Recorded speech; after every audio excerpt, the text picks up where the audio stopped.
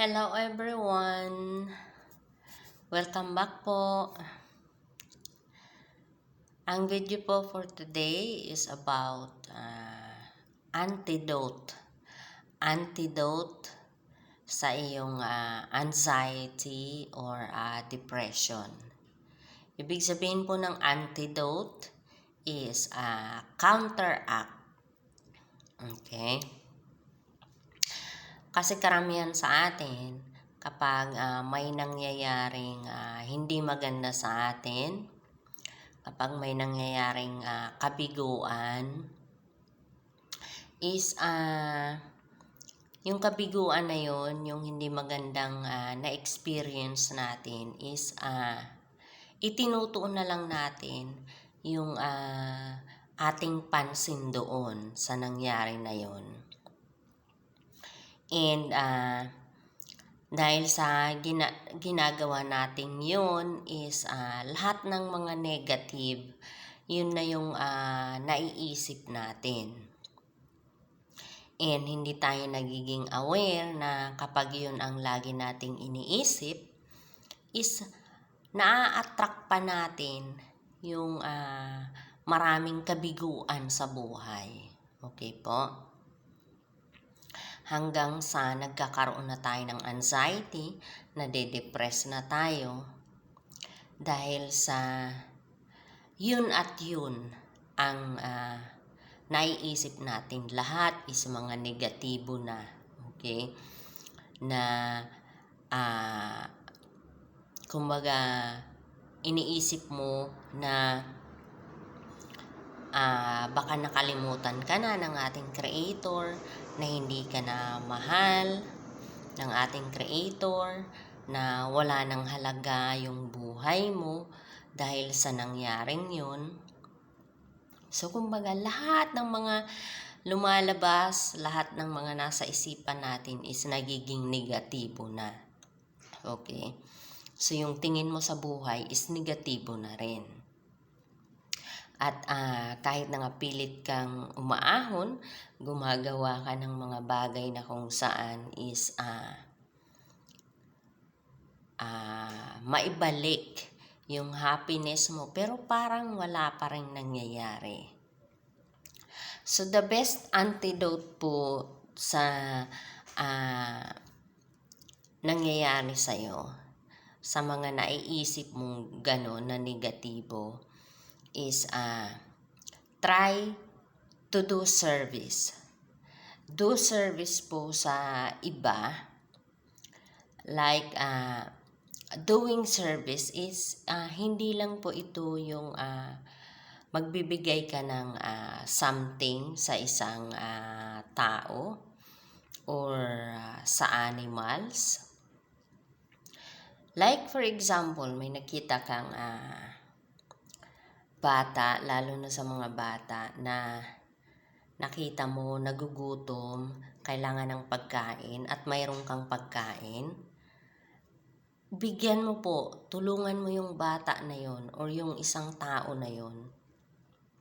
At kapag yung isang tao na yon, makita mo yung happiness sa mukha niya after mong natulungan, after mong nabigyan ng pagkain, or nagpasalamat sa'yo, there is something in you na mararamdaman mo na yung kalungkutan mo is unti-unting magkakaroon ng saya sa puso mo. Okay po? Or like, may nakita ka sa labas, nakita mo yung isang tao or isang bata na nahihirapang tumawid, or isang matanda nahihirapang tumawid sa kalsada dahil maraming sasakyan. Tulungan mo yun at magpasalamat sa'yo. Mararamdaman mo sa puso mo na masaya ka. Okay? Or yung isang animals na nakita mo na parang may sakit. Okay? At tinulungan mo yung isang animals na yon, like aso or pusa na yung feeling nahihirapan, nasasaktan, nagugutom. Even yung mga animals, tulungan mo, there is something na mararamdaman mo sa puso mo.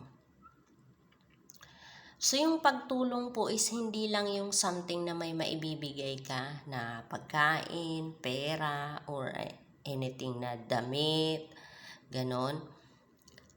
Kahit yung isang individual din na nakita mo na marami siyang dala-dala, okay? At tinulungan mong bitbitin yung kanyang dala-dala na yon, service na po yun. Okay? In that way, kapag nagiging habit mo na yon, yung pagtulong na yon, kahit sa mga maliliit na bagay lang, unti-unti maibabalik yung kasiyahan mo, maibabalik yung mapapalitan yung nararamdaman mo na yun, na kalungkutan, na kabiguan, mapapalitan yun ng saya. And kapag ginawa mo yun, yung iniisip mong negatibo about sa buhay is magiging positive ulit yun. Mararamdaman mo, makikita mo na, uy, may halaga pala yung buhay ko. Kasi, lalo na kapag yung tinulungan mo na yun is nagpasalamat sa'yo, mararamdaman mo na, uy, blessed pa pala ako. Kasi nakakagawa pa ako ng mabuti sa kapwa ko. So, unti-unti maibabalik ulit yung kasiyahan, yung happiness sa buhay mo at magiging positibo ka ulit sa buhay. Subukan niyo po yun, gawin niyo po yun. Huwag niyong i-focus yung isip niyo, yung damdamin yung emotion nyo sa sarili nyong sa nangyari sa inyo. Okay? Tumingin po kayo sa iba. Okay? Makikita nyo na mas blessed pa kayo. Okay po? Kailangan tulungan nyo yung sarili nyo para mapalitan ng saya yung kalungkutan na nararamdaman nyo, yung kabiguan na nararamdaman nyo, mapapalitan nyo ng kasiyahan at positibong mindset kapag ginawa nyo yung service sa iba. Okay po? So yun lamang po, lovely soul. Thank you for watching. God bless and I love you.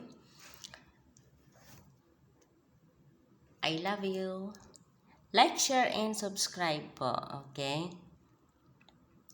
Kay Miss Pasnia ako, pwede nyo po akong kontakin sa Bino sa Premier na. Yun po yung aking FB account. Pwede din po sa Divine Love 889. Yun po yung aking FB page. Okay po?